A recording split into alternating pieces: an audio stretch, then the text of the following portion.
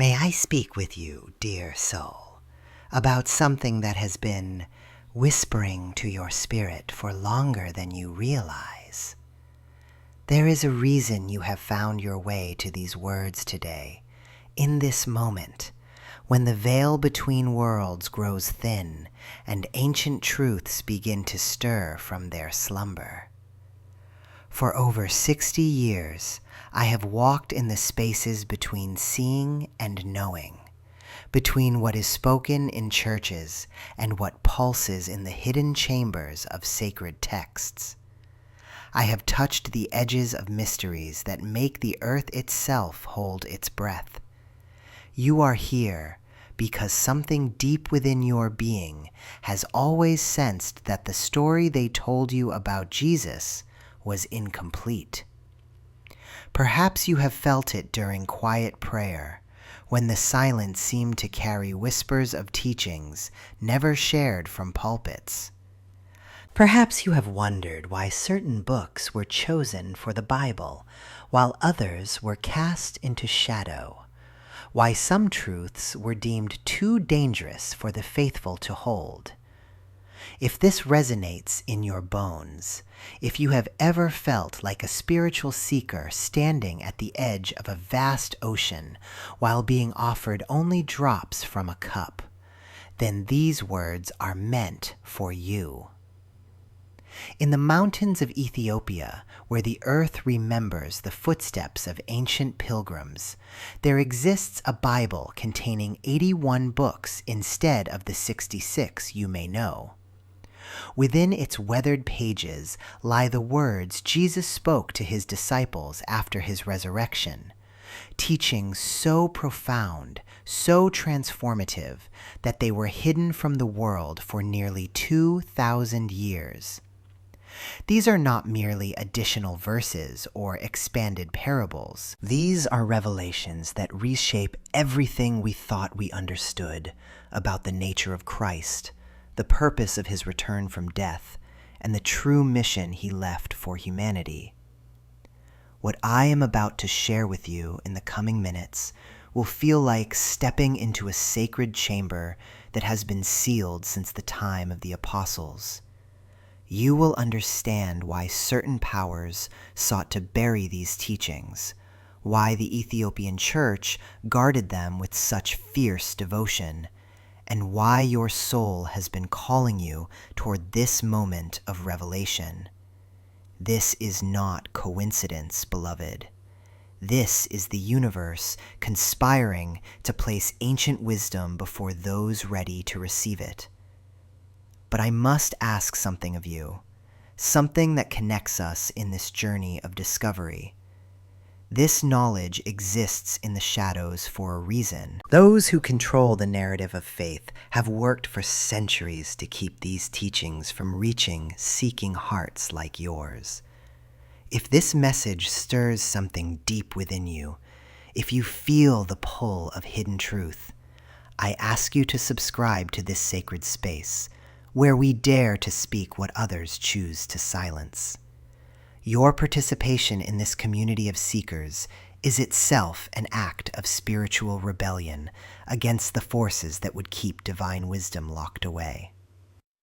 The Ethiopian Bible, known as the Ge'ez Bible, contains books like the Book of Enoch, the Book of Jubilees, and most importantly, extended accounts of Christ's 40 days on earth after his resurrection.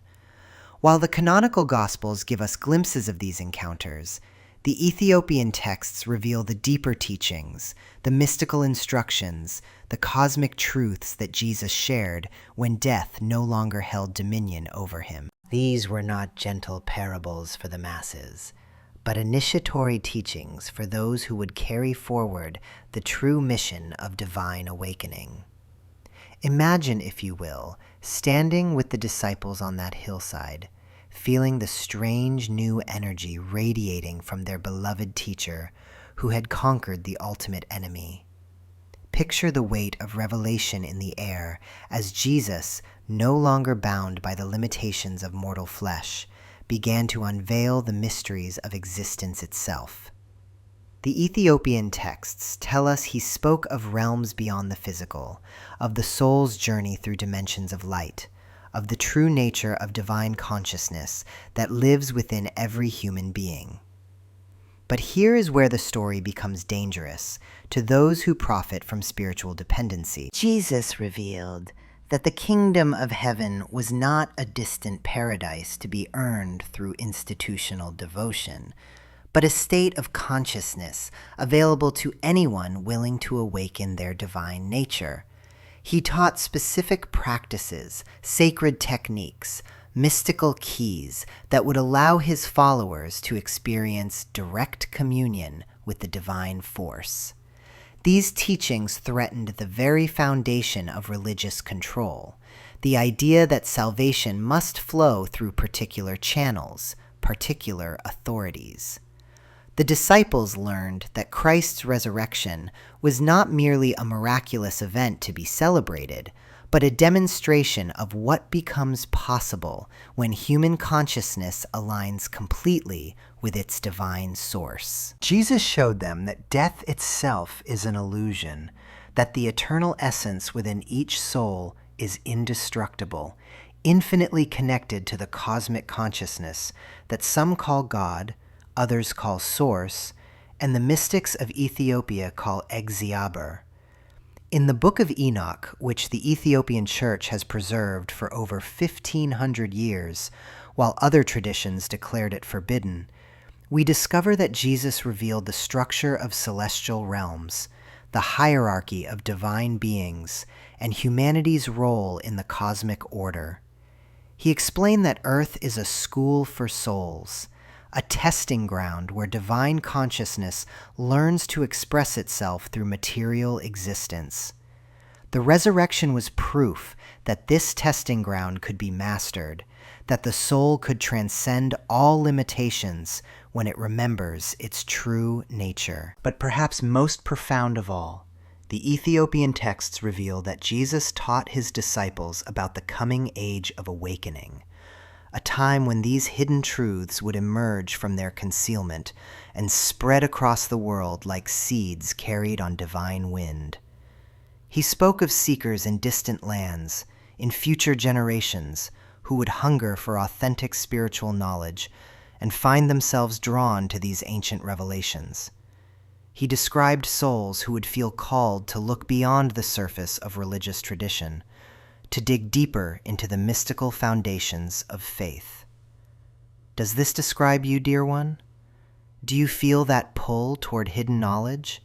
That sense that your spiritual journey requires more than what has been offered through conventional channels? The Ethiopian Church has waited for souls like yours, preservers of ancient wisdom, who recognized that these teachings were meant to remain alive, not locked away in distant monasteries.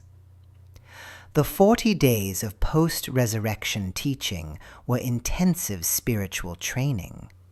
Jesus prepared his disciples not just to spread news of his victory over death, but to become vessels for divine consciousness itself. He taught them meditation practices that connected their awareness directly to cosmic intelligence. He revealed breathing techniques that aligned their physical bodies with spiritual frequencies. He showed them how to read the signs and symbols hidden within ordinary reality, how to perceive the sacred patterns that connect all existence. These practices were considered too powerful, too dangerous for general distribution. Religious authorities feared that if people could access divine truth directly, the need for intermediaries would disappear. The idea that every human being carries within themselves the same divine spark that animated Jesus threatened the entire structure of spiritual hierarchy.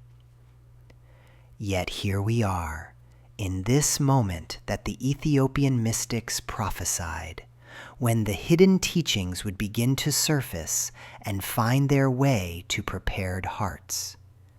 Your presence here, Your willingness to listen to words that challenge everything you thought you knew about Christianity is itself evidence that the time of revelation has arrived.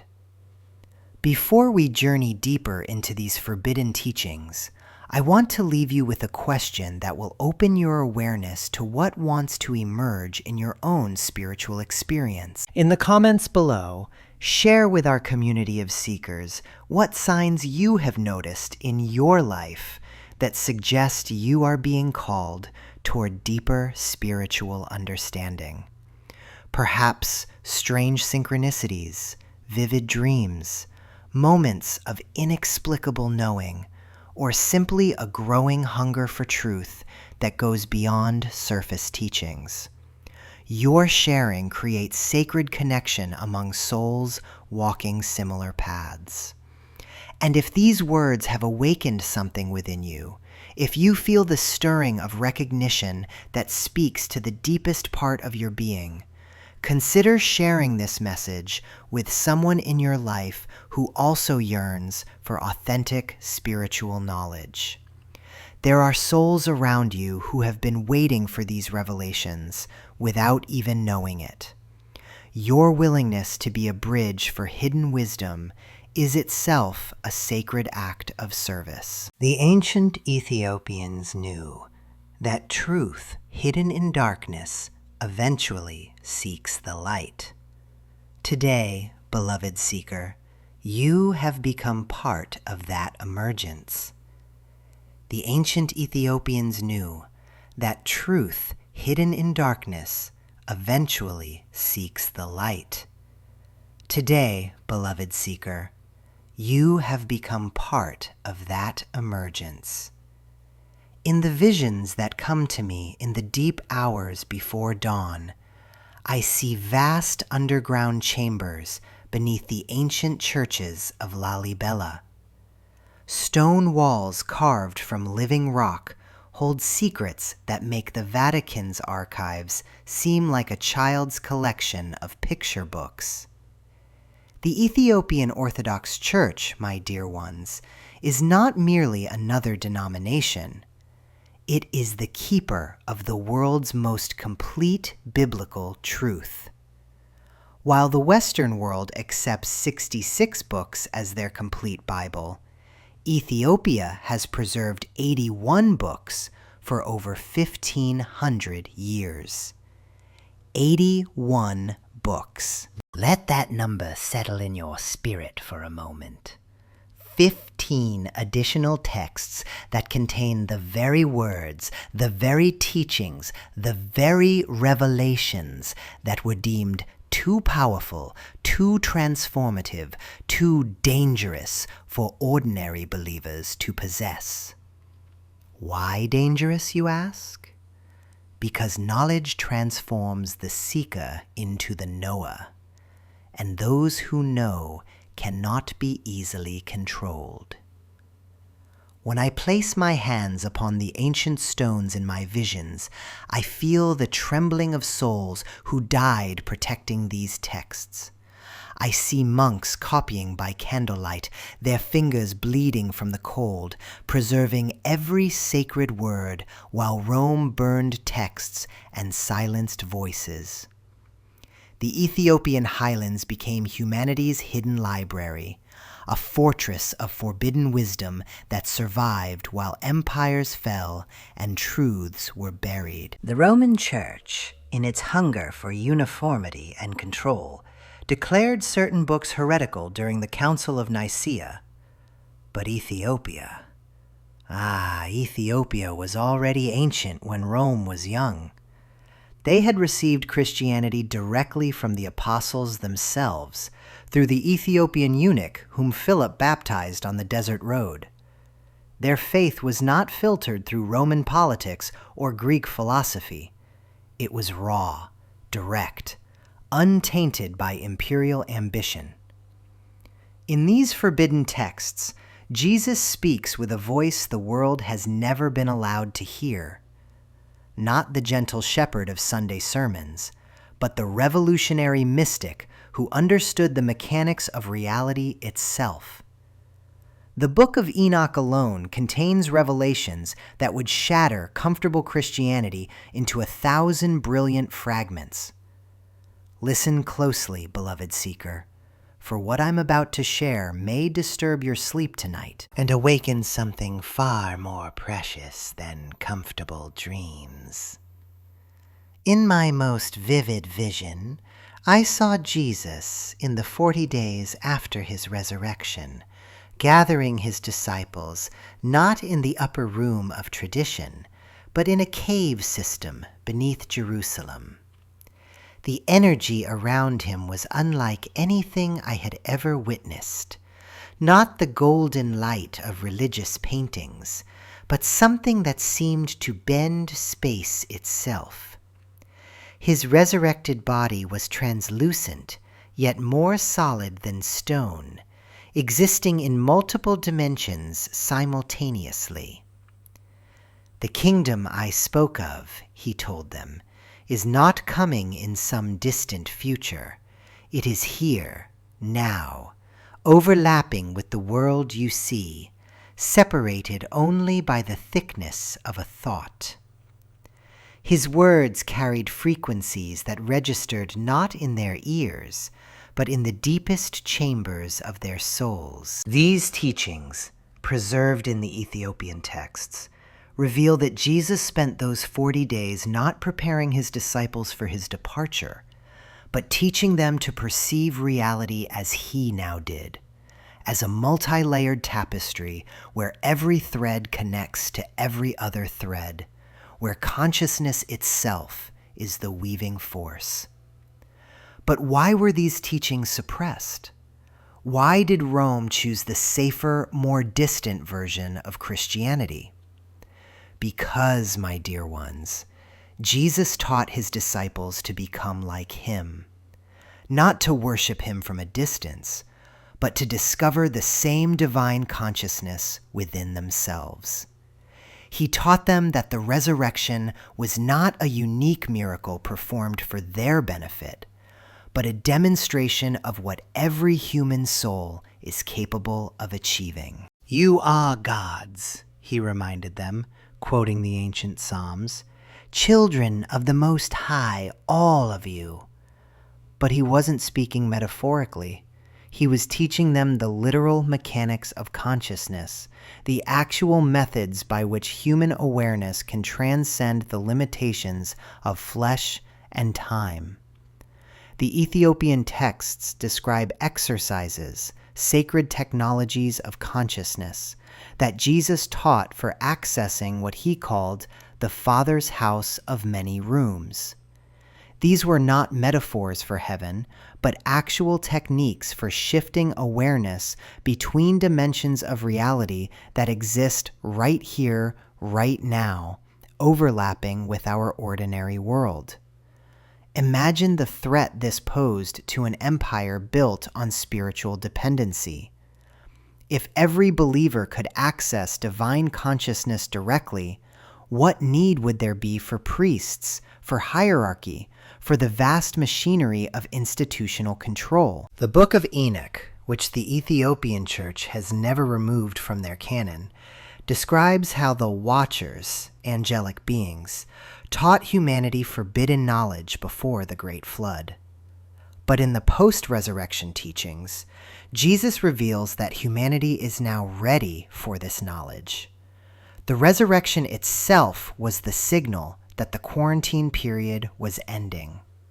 The knowledge that was hidden from your ancestors, he told his disciples, according to these texts, I now entrust to you, not because you are more worthy, but because the time of hiddenness is ending.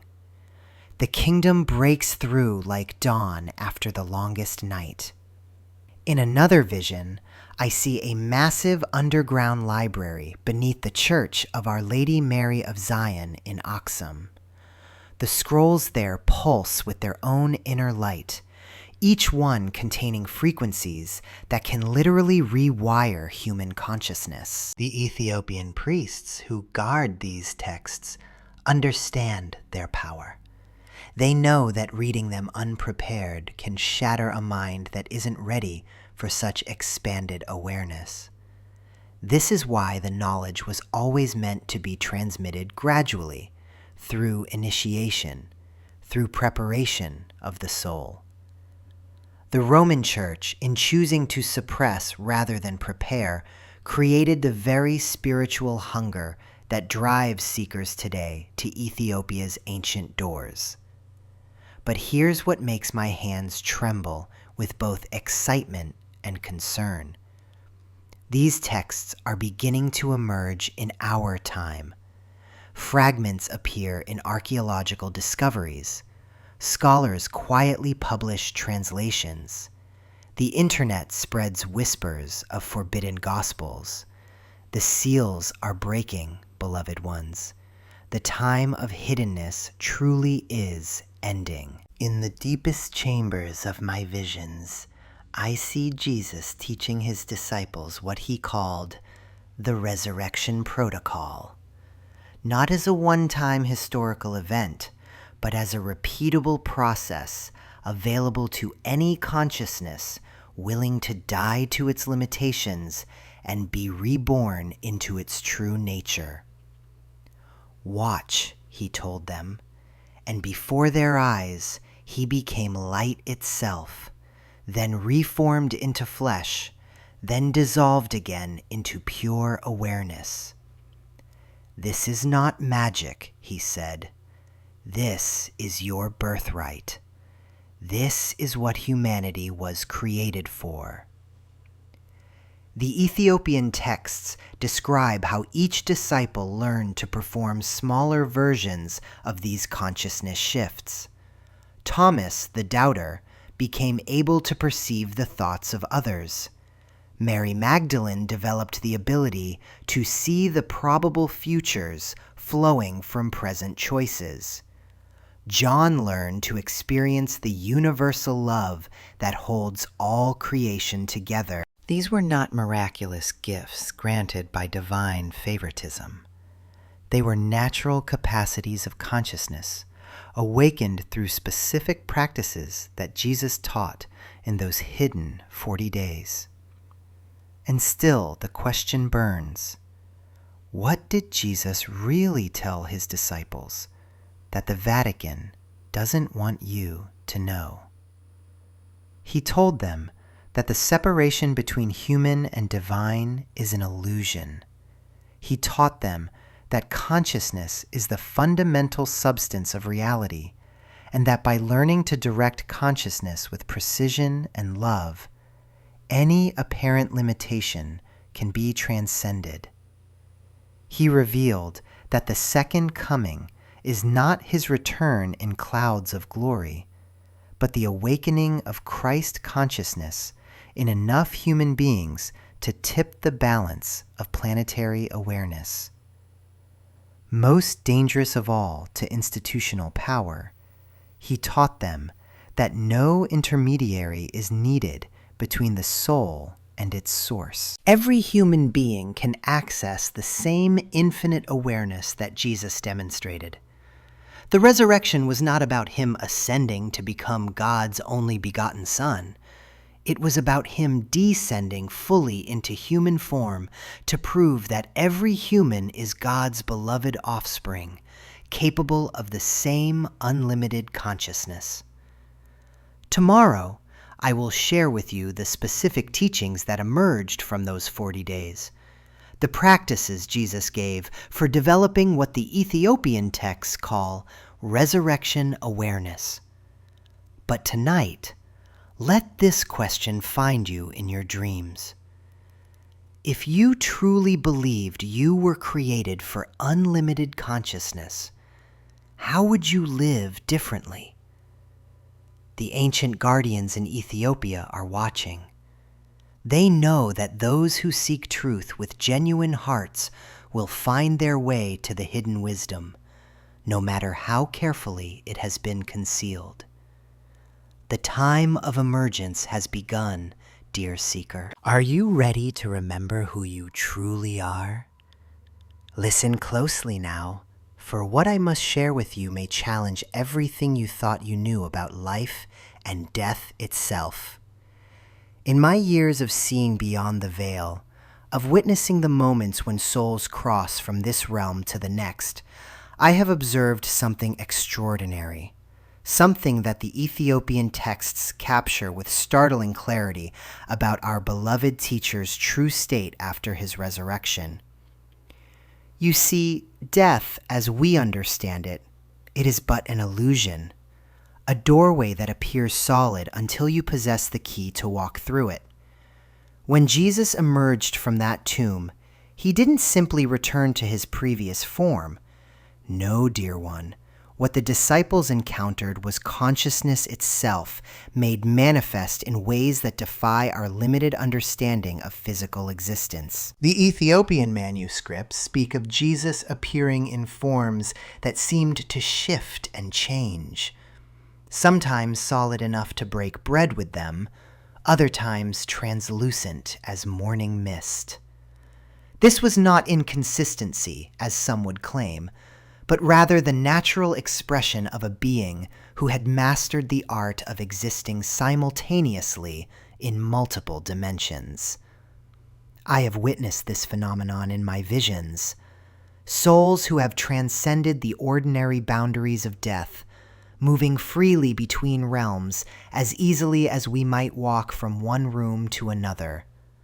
Imagine, if you will, trying to explain the experience of color to someone born blind, or the sensation of music to one who has never heard. This was the challenge Jesus faced with his beloved disciples after his transformation. Where once he had spoken in parables drawn from their earthly experience, seeds and soil, fishermen and nets, shepherds and sheep, now he found himself attempting to convey cosmic truths that stretched far beyond the boundaries of their familiar world. The Ethiopian texts reveal that Jesus spoke to them of the interconnectedness of all consciousness, of time as a spiral rather than a line, of realities layered upon realities like the petals of an infinite flower. He tried to show them that what they called death was merely consciousness shedding one garment to put on another, more suitable for the journey ahead. But here is what moves my heart deeply. The disciples struggle to comprehend their master's expanded awareness. These were men who had walked with him for years, who thought they knew him intimately. Suddenly, they found themselves in the presence of a being whose consciousness encompassed dimensions they couldn't even imagine existed. Peter, the impetuous fisherman, would reach out to touch his teacher's hand, only to watch his fingers pass through what appeared to be solid flesh. Thomas, forever the skeptic, demanded proof of wounds that would appear and disappear according to Jesus' will, not according to the laws of physical matter. These were not signs of weakness in their faith, dear seeker, but natural responses to encountering the impossible made manifest. In my own journey through the labyrinth of visions and prophecy, I have experienced this same disorientation. When consciousness expands beyond its familiar boundaries, when the soul glimpses the vast networks of connection that bind all existence together, the mind struggles to process what it witnesses. There are moments when I have found myself speaking truths I didn't know I possessed, seeing futures that hadn't yet crystallized into reality, understanding connections between events separated by decades or centuries.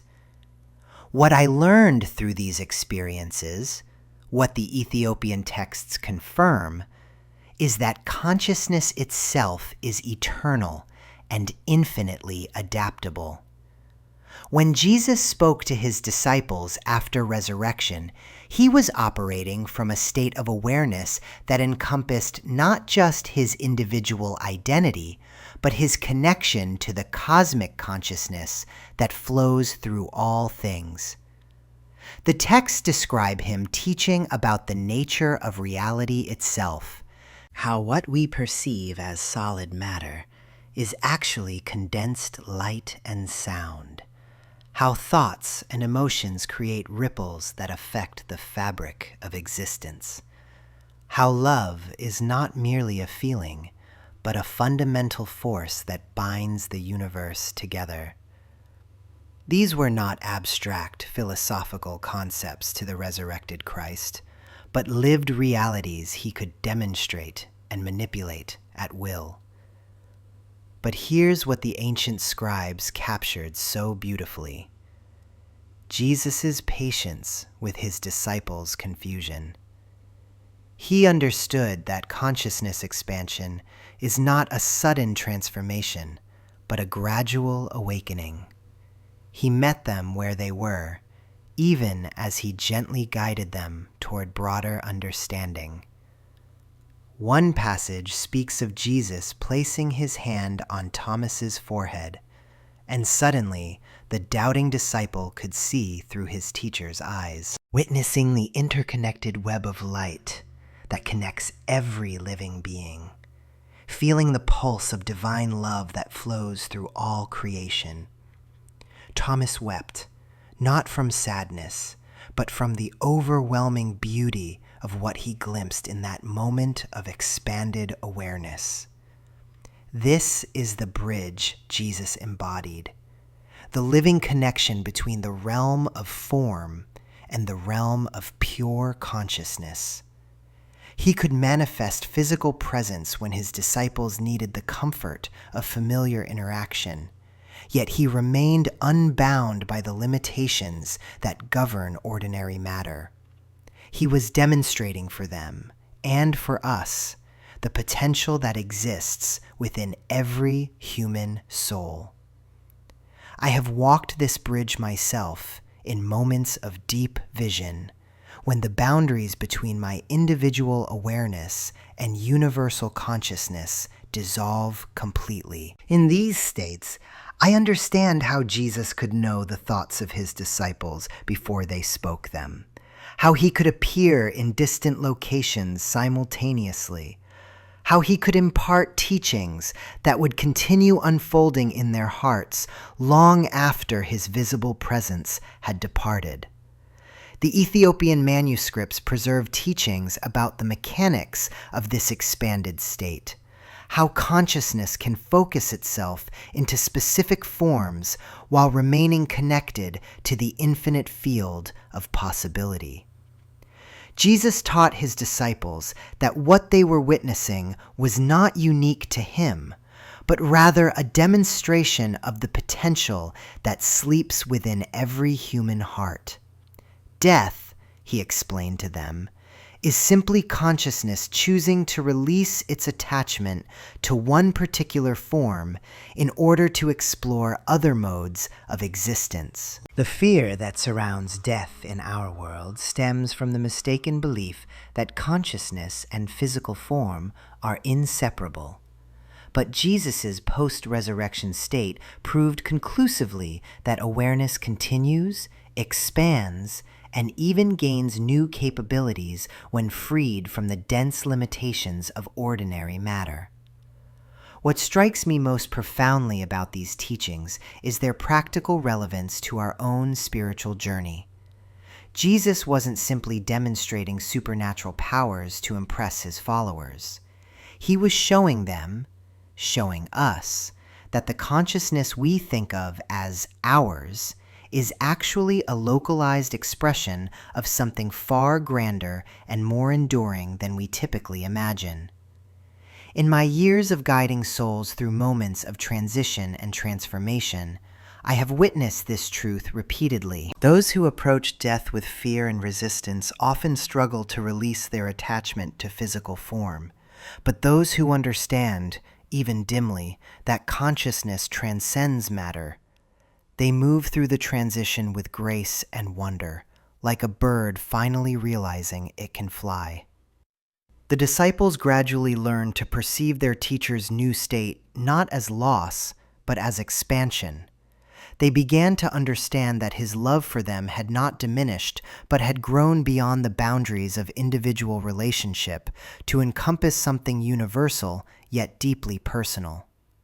This is the mystery the Ethiopian texts preserve, the recognition that spiritual evolution doesn't diminish our capacity for connection, but infinitely expands it. Are you beginning to sense how this ancient wisdom speaks directly to your own journey of awakening? Have you ever felt moments when your consciousness seemed to expand beyond the boundaries of your individual identity? When you glimpsed the deeper patterns that connect all existence? These are not random experiences, dear seeker, but previews of the consciousness that awaits us all. Jesus' post-resurrection teachings weren't meant for a select few disciples long ago, but for every soul ready to remember its true nature. The bridge he embodied between physical and spiritual realms, this bridge exists within you right now, waiting for your recognition and acceptance. This bridge exists within you right now, waiting for your recognition and acceptance.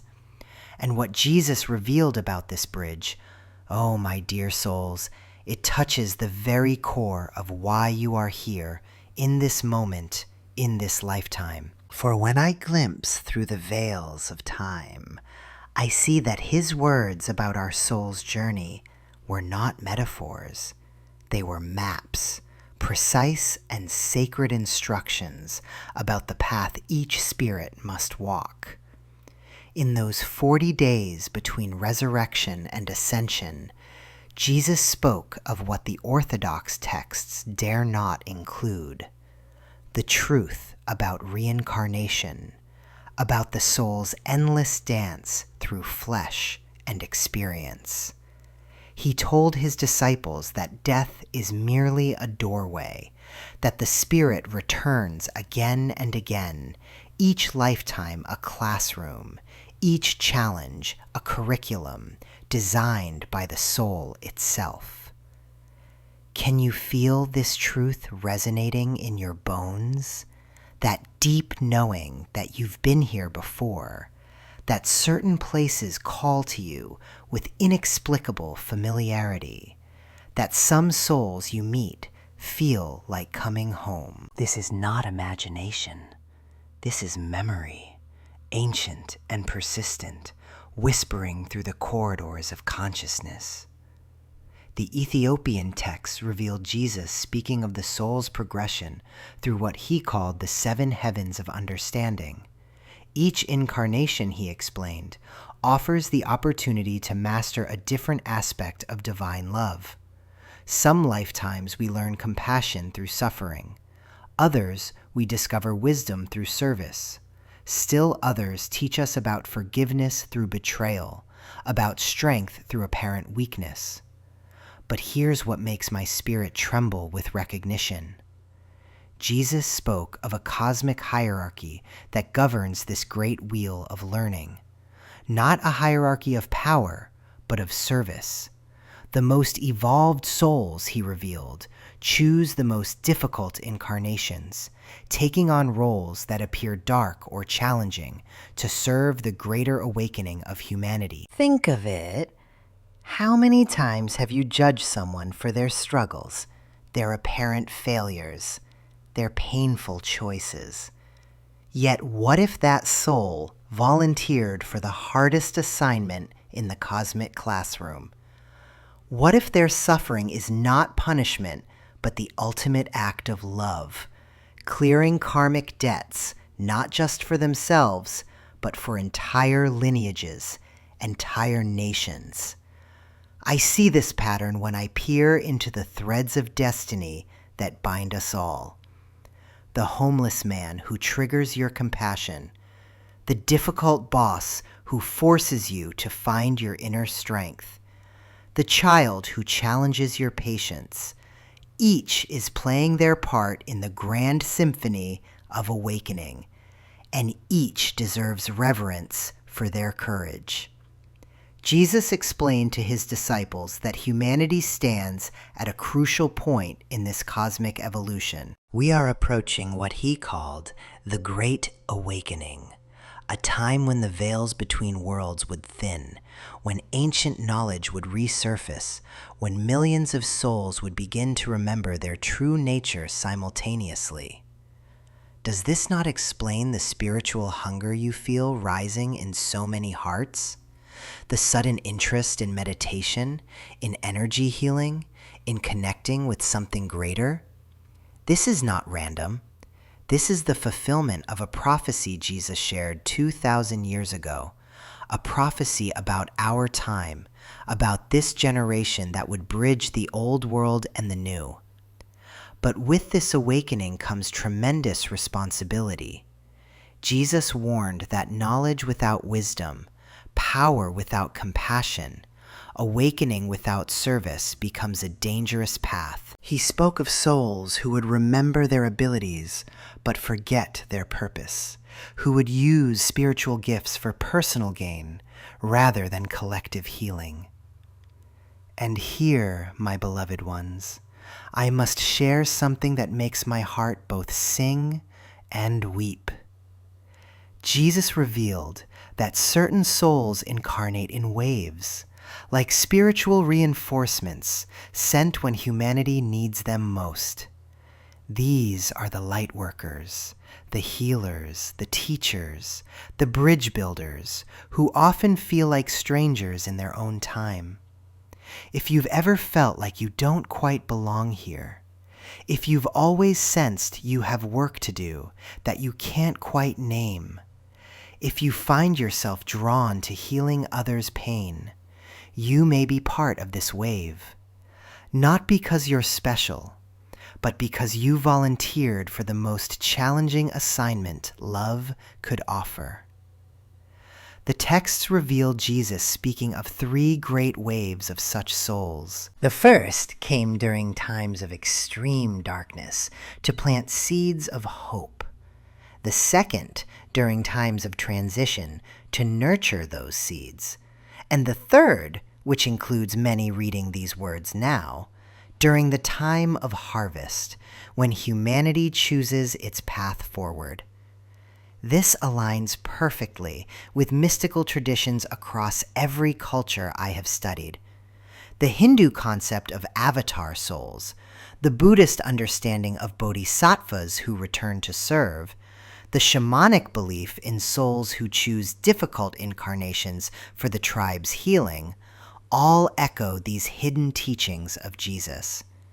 Even in my own tradition, we speak of souls who carry the burden of sight, who see not just individual karma, but collective patterns, who feel the pain of humanity as their own. These souls often struggle with depression, with feeling overwhelmed by the world's suffering, because they carry the weight of awareness without always understanding their purpose. But Jesus revealed the purpose clearly. We are here to demonstrate a new way of being human, to show that consciousness can evolve beyond fear, beyond separation, beyond the illusion that we are alone. Each awakened soul becomes a lighthouse, not through preaching, but through being, through radiating the peace and love they've cultivated within. And now, right now, as I sense the energies shifting around our planet, I see the fulfillment of a specific prophecy Jesus shared about our current time. He spoke of a period when the children of light would awaken en masse, when technology would connect hearts across the globe, when ancient wisdom would spread like wildfire through new means. But he also warned of a great testing, a time when humanity would face collective challenges that force us to choose between fear and love, between separation and unity, between serving the ego and serving the whole. Sound familiar? We are living in the exact time period Jesus described to his disciples in those sacred 40 days. The question becomes, what is your soul's assignment in this great awakening? What specific gift did you agree to offer before you incarnated into this pivotal lifetime? For make no mistake, your presence here, now, reading these words, feeling these truths stir in your heart, none of this is coincidental. I invite you to sit quietly after these words fade, to ask your soul directly, what did I come here to remember? What did I come here to heal? What did I come here to give? The answers may not come in words. They may come as feelings, as images, as sudden knowings that make your heart race with recognition. And please, if these revelations resonate in your depths, share this message with someone who needs to remember they are not alone in feeling different, in carrying this inexplicable sense of mission. Sometimes, one soul recognizing another's light is all it takes to ignite the courage needed for the next step. The journey continues, and the teachings grow deeper still. Now I must share with you what disturbs my sleep most deeply. The prophecy Jesus spoke of the great division that would tear through humanity like lightning splitting the night sky. In the Ethiopian texts, his words carry a weight that makes the earth tremble beneath our feet. For he spoke not of a distant future, but of the very days we breathe within now. Listen carefully, for what I reveal next will help you understand why you feel so different from those around you, why certain conversations drain your soul, while others ignite fires within your spirit. Jesus told his disciples that a time would come when humanity would be separated not by race or nation, but by the capacity to see light itself. Some will walk in my light, he said, and others will curse the very dawn. Do you feel it? This invisible line cutting through families, friendships, communities? You are not imagining this division. It is the fulfillment of prophecy written in texts that powerful institutions have kept hidden for centuries. The Ethiopian Bible reveals that Jesus warned of two distinct groups emerging in the final awakening. The light bearers, those whose souls remember the original teachings, and the spiritually blind, who will fight against truth even as it illuminates their darkness. But here is what troubles my heart. He also warned that the light bearers would suffer greatly for carrying this ancient wisdom forward. I have witnessed this prophecy unfold before my eyes countless times. Just last month, a woman came to me, weeping. "Baba Vanga," she whispered, "my own family calls me crazy for the things I can see. They mock my dreams, dismiss my intuitions, yet everything I've predicted has come to pass." Her pain was the pain of every light bearer who has ever walked this earth. This is the mark of those chosen to carry forward the hidden teachings. They see what others cannot see. They feel what others refuse to feel. And they suffer for their gift. But Jesus warned his disciples that this suffering serves a sacred purpose. It burns away the illusions that keep ordinary souls asleep. It transforms the light bearer into a beacon that can guide others through the coming darkness. The Ethiopian texts speak of specific signs that identify these chosen ones. They experience profound isolation, even in crowded rooms. They feel called to seek truth beyond what society accepts. Their dreams carry messages that later manifest in reality. They find themselves drawn to ancient wisdom, to forgotten teachings, to the very words that institutions have tried to erase from human memory. But perhaps most telling of all, they cannot ignore suffering in others. When they see pain, manipulation, or injustice, something within their soul catches fire. They cannot turn away, cannot pretend not to see, cannot live in comfortable ignorance like those around them. This compassion becomes both their greatest strength and their deepest wound. I remember sitting with a young man whose eyes held that familiar light. He told me, "Everyone thinks I'm too sensitive, too intense. They tell me to stop caring so much, to mind my own business. But when I see someone in pain, I feel it in my own body. When I witness lies being accepted as truth, my spirit rebels." This is the burden and the blessing of the light bearer. Jesus knew that current world events would serve as the great revealer, separating those who carry his true light from those who worship false prophets of comfort and convenience. Look around you now. Do you not see the prophecy manifesting? Wars that serve hidden agendas while claiming righteous purposes. Leaders who speak of peace while sowing division. Institutions that promise salvation while enslaving souls to fear and dependency. The spiritually blind support these deceptions because they cannot see beyond the surface, cannot read the deeper currents that move beneath visible events. But the light bearers, they see through the illusions immediately. They recognize the patterns, the manipulations, the ancient strategies of control dressed in modern clothing. This is why the Ethiopian Bible was hidden, because it reveals too clearly how to identify those who carry authentic spiritual light versus those who merely perform spirituality for earthly gain.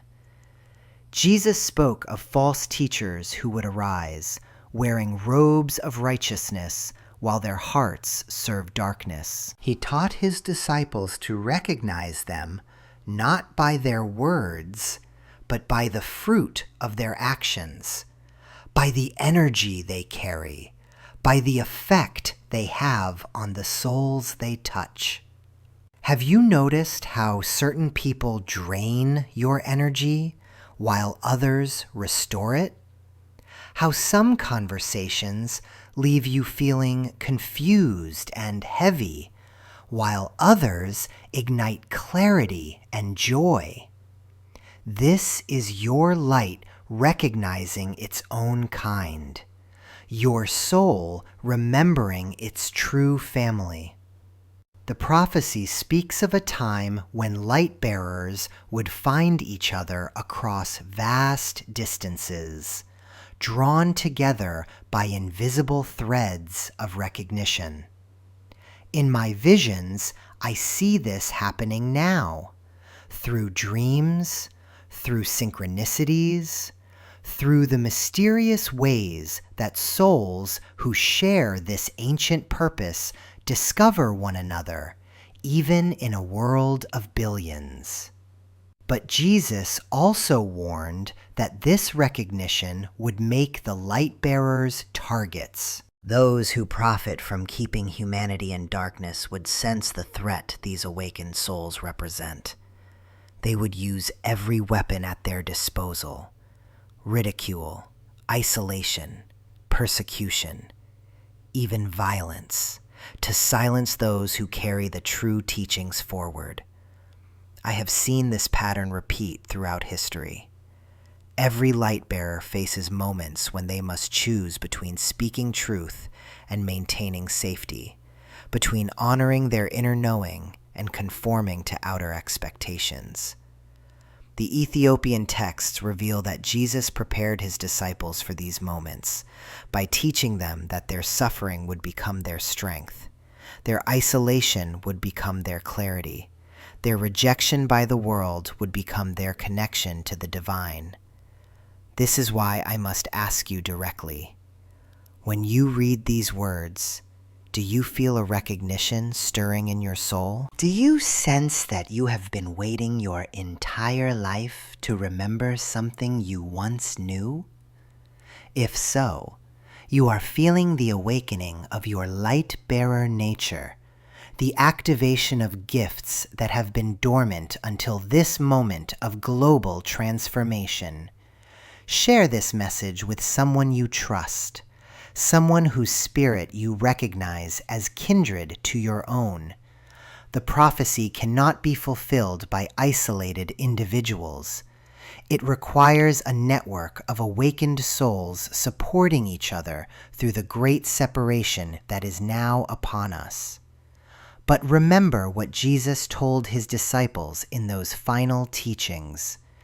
The division is not about judgment or superiority.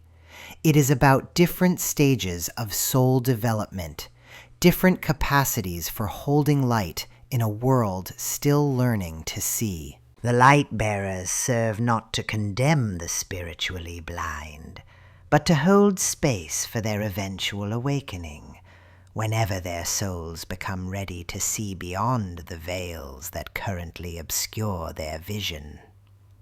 The light-bearers serve not to condemn the spiritually blind, but to hold space for their eventual awakening, whenever their souls become ready to see beyond the veils that currently obscure their vision. And this, dear ones, brings us to perhaps the most sacred revelation within these Ethiopian texts. The secret that Jesus shared with his inner circle about the transformation he himself underwent after death, and how this same process remains available to us today. You see, when the Ethiopian scribes recorded these post-resurrection teachings, they weren't simply documenting historical events. They were preserving a manual, a step-by-step guide to what they called the Great Becoming. In my decades of working with souls who stand at the threshold of awakening, I have witnessed this same transformation occurring in ordinary people who stumble upon these ancient keys, often without even realizing what tradition they're accessing. The texts describe Jesus explaining to his disciples that what they witnessed, his ability to appear and disappear, to move through solid matter, to exist simultaneously in multiple locations, was not divine magic reserved for one being alone. It was, he told them, the natural result of what the Ethiopian manuscripts call the 5 sacred dissolutions. These are stages of spiritual alchemy that every human soul can navigate, given proper guidance and unwavering commitment to truth. The first dissolution, according to these ancient records, is the release of identity from the physical body. Jesus described this to his disciples using the metaphor of a butterfly emerging from its cocoon, not by rejecting the cocoon, but by recognizing that what they had always believed to be their true self was merely the temporary housing for something far more magnificent. In my work, I have seen individuals experience this dissolution during deep meditation, in moments of profound loss, or sometimes during what we might call mystical experiences that arrive uninvited in the middle of ordinary life. But here's what most spiritual seekers miss, and what the Ethiopian texts make crystal clear. This first dissolution is not an escape from the physical world, but a deeper engagement with it. Jesus taught his disciples that once you stop identifying completely with your body, you begin to work with it as a sacred instrument, rather than being trapped within it as a prison. The second dissolution involves what the manuscripts describe as the untangling of time. Jesus explained to his disciples that linear time, past, present, future, flowing in sequence, is a construct of consciousness still bound to physical limitations. In the Ethiopian accounts, he demonstrated this by showing his disciples events from their childhood, scenes from possible futures, and moments that existed in what they could only describe as the eternal now. He taught them specific practices for expanded relationship with time, practices that, when I encounter them in modern spiritual seekers, often manifest as prophetic dreams, uncanny synchronicities, or sudden knowing about events before they occur in the physical realm. The third dissolution, perhaps the most challenging for the human mind to grasp, involves the release from the illusion of separation. The Ethiopian texts record Jesus teaching his disciples that consciousness is like an ocean. What we experience as individual awareness is simply the ocean dreaming itself into waves, each wave believing momentarily that it is separate from the water that forms it. He showed them techniques for dissolving back into oceanic consciousness while maintaining their capacity to function as individual expressions of that greater awareness. I have witnessed this dissolution in individuals who suddenly begin experiencing what others are thinking, who find themselves healing people through simple presence, or who discover they can communicate with loved ones who have crossed over.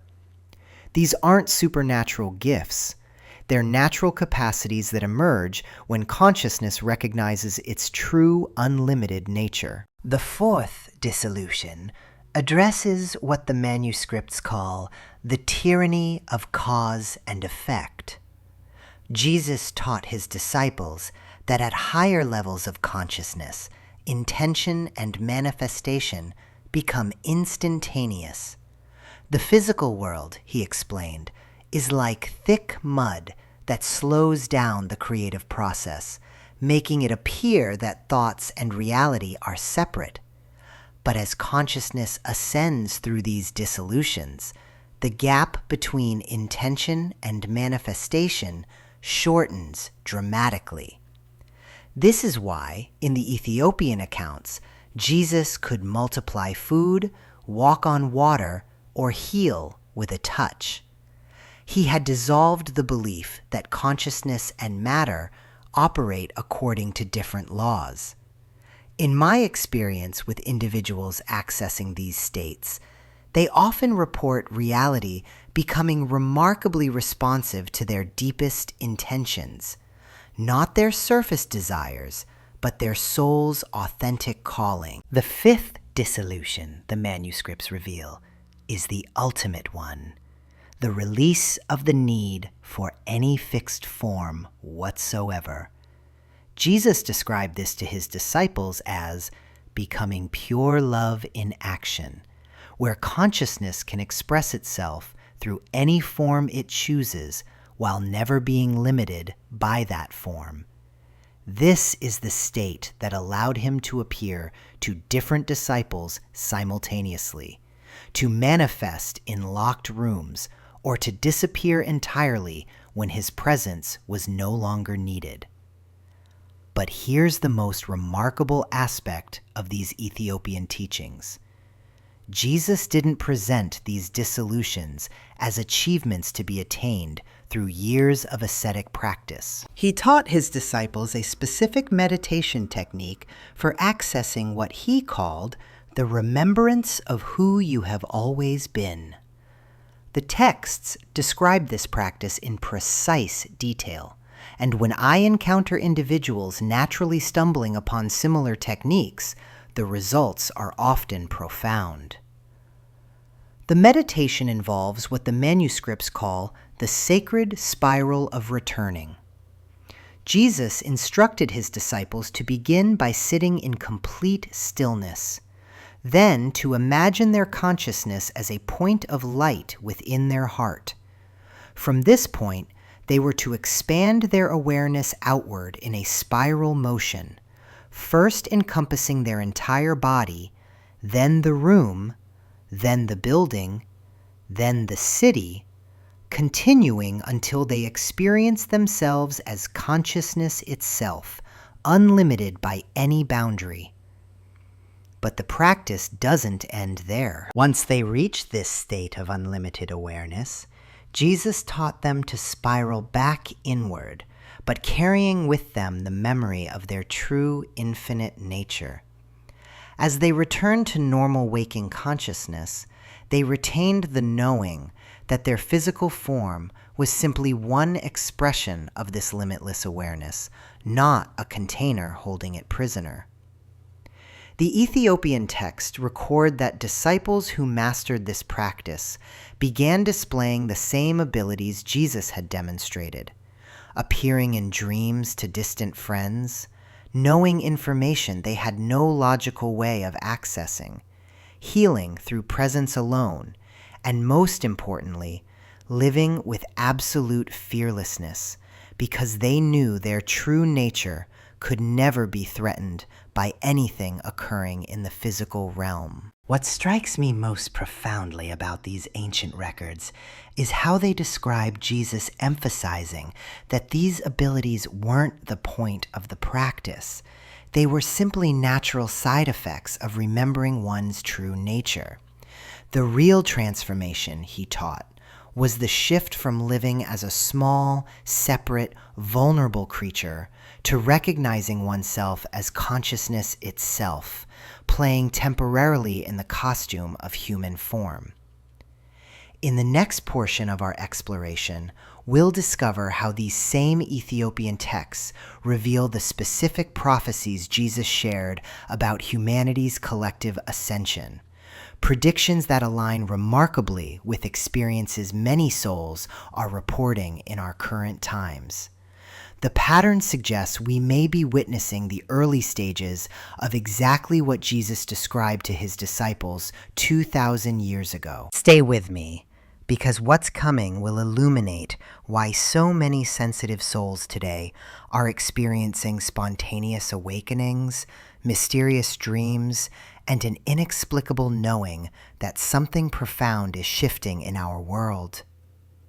The Ethiopian manuscript suggests these aren't random occurrences, but signs of an ancient promise beginning to fulfill itself in our lifetime. But as I've walked this path of revelation for decades, I've learned something that perhaps disturbs me more than any vision of the future I've ever received. There are forces in this world that have worked tirelessly to ensure you never discover what those Ethiopian manuscripts contain. And I don't speak of this lightly, my dear souls, because I felt their resistance myself. You see, when Jesus spoke to his disciples after the resurrection about the true nature of consciousness and humanity's divine potential, he wasn't just sharing beautiful philosophy. He was revealing the very keys that could unlock chains that have bound our species for millennia. And there are entities, both in physical form and beyond the veil, that profit immensely from those chains remaining locked. I remember the first time I attempted to share these Ethiopian revelations publicly, many years ago in Bulgaria. Within hours, I began experiencing what I can only describe as psychic attacks. My visions became clouded with darkness, my energy drained as if something were feeding upon it. It wasn't until I understood the magnitude of what I was revealing that I comprehended why such opposition arose so swiftly. The systematic suppression of mystical Christianity didn't happen by accident, beloved ones. It was orchestrated. When the early church councils met in those first centuries after Jesus' death, They weren't just debating theology. They were deciding which truths humanity would be allowed to access, and which would be buried so deeply that most would never even know they existed. Think about this carefully. Why would spiritual teachings that emphasize direct experience of the divine be so threatening to established religious institutions? Because when you can access God directly, when you can experience the Christ consciousness that Jesus awakened in his disciples, you no longer need intermediaries. You no longer need someone else to tell you what to believe, how to pray, or whether you're worthy of salvation. The Ethiopian Bible speaks of Jesus explaining to his disciples that there are what he called principalities and powers, conscious forces that exist in dimensions parallel to ours, feeding off human fear, confusion, and spiritual disconnection. These aren't metaphors, dear ones.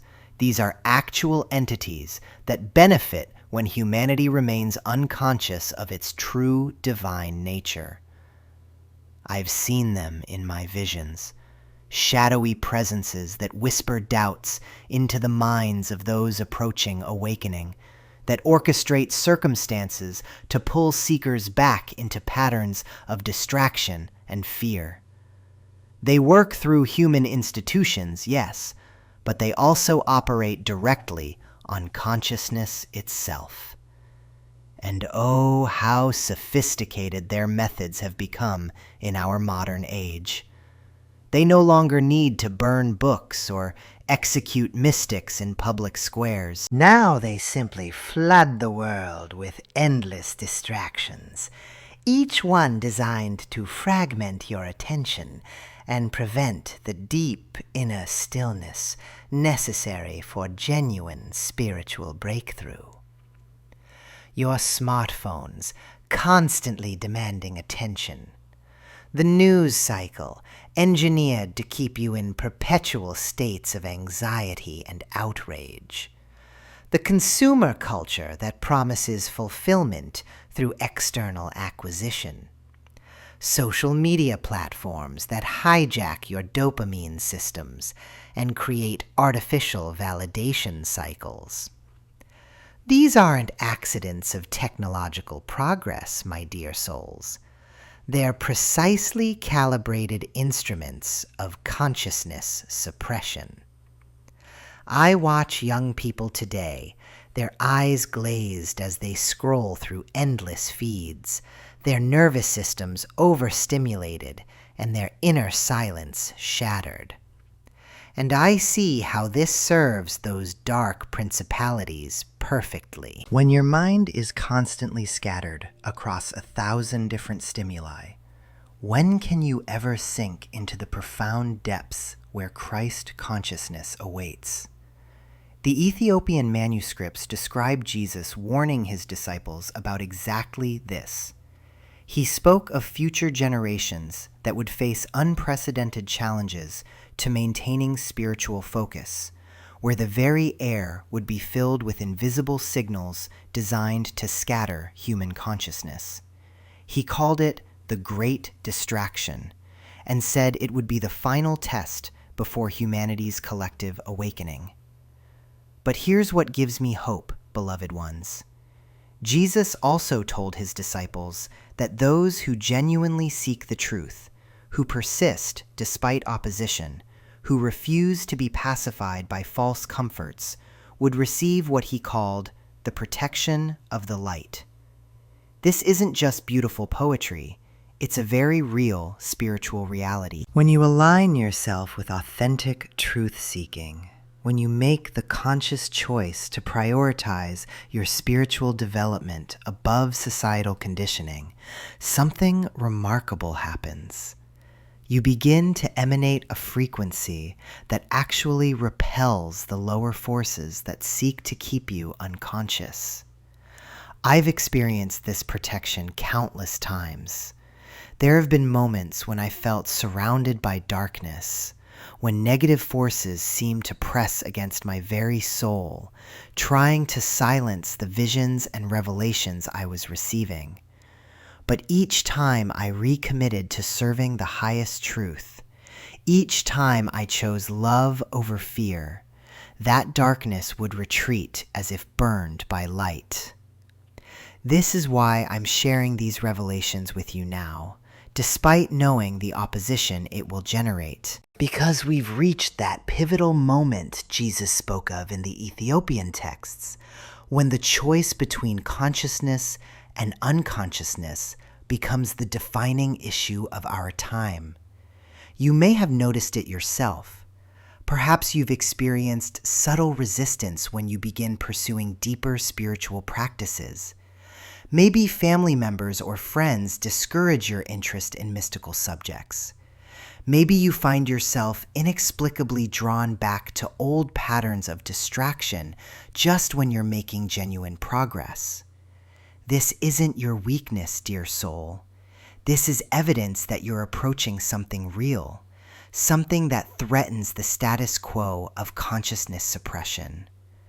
The Ethiopian Bible reveals that Jesus prepared his disciples for exactly this kind of opposition. He taught them specific practices for maintaining spiritual clarity in hostile environments, methods for protecting their consciousness from external manipulation, and ways to recognize the difference between genuine spiritual guidance and deceptive influences. One of the most profound teachings involves what Jesus called the inner sanctuary, a place within consciousness that remains inviolate regardless of external chaos. He showed his disciples how to access this space through specific breathing techniques, contemplative practices, and invocations that create what can only be described as a fortress of light around the seeking soul. When you learn to dwell in this inner sanctuary, the world's distractions lose their power over you. The fear-based programming that saturates our media becomes transparent. The spiritual confusion that keeps most people trapped in cycles of seeking without finding simply dissolves. But here's the key that the dark forces don't want you to understand. This inner sanctuary isn't something you build through years of difficult practice. It's already there, waiting for your recognition. It's your true nature, the Christ consciousness that Jesus awakened in his disciples and that remains dormant but available in every human soul. The opposition you feel when approaching these truths isn't because you're weak or unworthy. It's because you're strong enough to threaten systems of control that have dominated human consciousness for centuries. Stay with me through these final revelations, beloved ones, because what I'm about to share will give you the keys to not just recognizing this inner sanctuary, but actually inhabiting it consistently. The Ethiopian manuscripts contain specific instructions that Jesus gave his closest disciples. Practices so powerful, they were deemed too dangerous for general circulation. My beloved souls, as we reach the threshold of understanding, I feel the weight of what must now be shared. The Ethiopian Bible has revealed its most precious secret, not just what Jesus spoke after his resurrection, but why he spoke it to those who would carry this flame forward through the ages. And you, dear one watching this, you have been called to this moment for a reason that runs deeper than chance. I have walked with thousands through their spiritual awakening, and I recognize the signs in you. There is something stirring in your consciousness, a restlessness that material comfort cannot satisfy, a knowing that whispers of greater purpose. This is not coincidence. This is the same stirring that moved within the disciples when Jesus appeared to them in that upper room, transformed and luminous with divine fire. The Christ consciousness that Jesus embodied after his resurrection, this is not meant to be worshipped from a distance. It is meant to be lived, breathed, embodied by those who dare to follow the true path. In the Ethiopian texts, Jesus speaks clearly, "As I have become, so shall you become. The Father's house has many mansions, and each of you is destined to dwell in the fullness of divine light." But how, you might ask, does one begin this transformation? How do we move from the ordinary consciousness that sees only surface reality to the Christ consciousness that perceives the eternal dance of spirit and matter? The answer lies not in grand gestures, but in the quiet revolution of daily practice. First, you must learn to listen with the ears of the heart. Each morning, before the world pulls you into its dramas and distractions, sit in stillness. Not the forced silence of meditation techniques, but the natural quietude that comes when you simply stop trying to control your thoughts. In this space, you will begin to hear what Jesus called the Father's voice. Not words, but a knowing that arises from the depths of your being. I have witnessed this transformation in countless souls. Maria, a mother from Barcelona, began this practice during her darkest hour when her teenage son was lost to addiction. She would sit each dawn, not praying for solutions, but simply opening to whatever wisdom wanted to emerge. Within weeks, she began receiving what she called downloads, sudden insights about how to approach her son, when to speak, and when to remain silent. Her son's healing journey began not with her efforts, but with her surrender to this deeper knowing. This is how you develop your spiritual gifts, not by seeking them, but by creating space for them to unfold naturally. The Ethiopian Bible speaks of the disciples discovering abilities they never knew they possessed. Peter could suddenly see into the hearts of strangers. Mary Magdalene found herself knowing things about people's past lives that helped heal ancient wounds.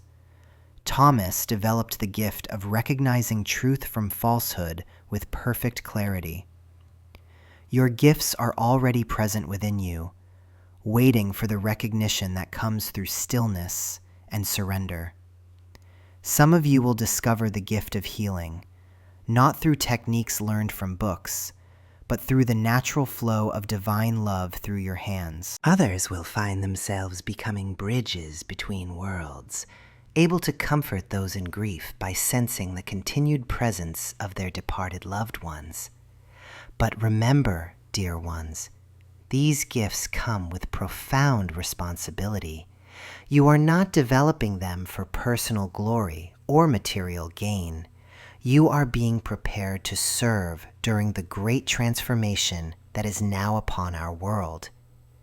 Can you feel it?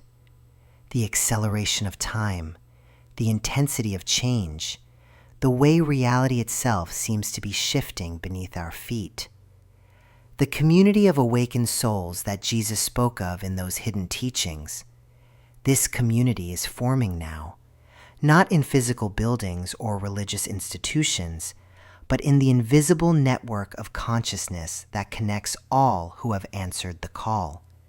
You recognize each other not by what you say, but by the quality of presence you carry. There is a stillness in your eyes, a compassion that requires no explanation, a knowing smile when you encounter the mysteries others cannot yet perceive.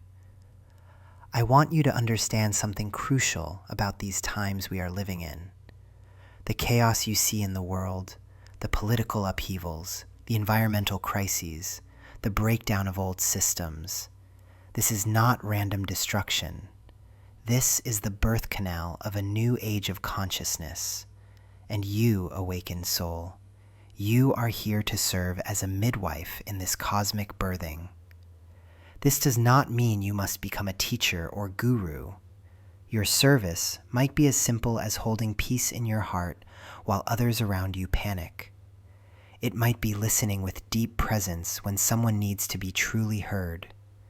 It might be refusing to participate in the collective hysteria and instead choosing to see the divine perfection unfolding even within apparent chaos. Here is practical guidance for navigating what lies ahead. Trust your inner knowing above all external authorities. The Ethiopian Bible makes this clear. Jesus told his disciples that each soul would receive direct revelation, that the Holy Spirit would guide them into all truth. This same Spirit lives within you, ready to provide exactly the guidance you need for each moment. When confusion arises, return to stillness. When fear threatens to overwhelm you, remember that you are an eternal being temporarily wearing human form. When others try to convince you that love is weakness, recall that love is the only power that can transform hearts and heal the world. You will face tests in the coming times. There will be moments when holding to your spiritual truth seems foolish, when the pressure to conform to lower consciousness feels overwhelming. In these moments, remember the disciples in that upper room. They too faced a world that could not understand what they had witnessed. They too had to choose between the safety of conformity and the dangerous path of living their truth. But they chose to carry the flame, and because of their courage, the light has never been extinguished. It has passed from teacher to student, from heart to heart, from century to century, until it reaches you now in this very moment. As I close these revelations about the Ethiopian Bible's hidden teachings, I want to leave you with the same blessing Jesus spoke to his disciples before ascending. Peace I leave with you, my peace I give unto you. Not as the world gives do I give unto you. Let not your heart be troubled, neither let it be afraid. This peace is not the absence of challenge, but the presence of unshakable knowing. It is the recognition that you are held always in divine love, that your life has profound meaning, that every step of your journey serves the greater awakening of human consciousness. The hidden knowledge keepers await your decision. Will you join this ancient lineage of light bearers? Will you allow your life to become a living prayer, a walking demonstration of the Christ consciousness that Jesus embodied? I believe you will, beloved soul. I believe you already have. Take a moment now to share this message with someone who needs to hear it. Comment below with the sign or synchronicity that brought you to this teaching, and know that you are not alone on this path. You are surrounded by invisible helpers and connected to a community of souls who share your deepest longing for truth. May your heart be filled with the peace that passes understanding. May your path be illuminated by divine love. And may you remember always who you truly are. The light in me honors the light in you. Namaste.